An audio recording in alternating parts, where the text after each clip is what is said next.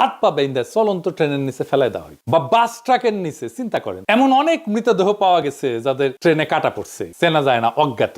দেখেন কি বিভৎসব। এমন একজন বাইসা ফিরছে, গাড়ির নিচে ধাক্কা দিয়ে ফেলাই দিছিল, আল্লাহ বাঁচাই দিচ্ছেন। শোনেন তার মুখ থেকে। ওই আবদুল্লাহপুর আশুলিয়া রোড যেটা, সেখানে নিয়ে যায়। নিয়ে যাওয়ার পরে উনি অন্যদেরকে নেমে যেতে বলে। নামার পরে আমাকে যে কানে কানে বলতেছে, ভাইজান আমাকে ক্ষমা করে দিয়ে দেখেন, আপনাকে তো চলন্ত গাড়ির সামনে ফেলে দেওয়ার জন্য বলা হয়েছে। হঠাৎ করে মানে আমাকে ধাক্কা দেওয়া হলো এবং আমি খেয়াল করতেছিলাম যে গাড়ি শব্দ আসতেছে। তো আমি তো তখন ধরে নিয়েছি যে আমি শেষ, আমি পড়ে গেছি।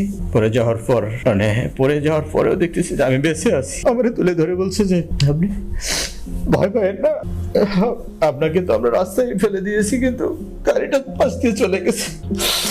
তাহলে আমি টের পাইছিলাম যে গাড়িটা যখন জোরে খুব রানিং এ আসতেছে, আবার যখন ফেলে দিবে ব্রেক শক্ত করে ধরে পাশ দিয়ে টা করে শব্দ হয়, যেটা ঠিক সেই শব্দটাই আমার কানে আসছে।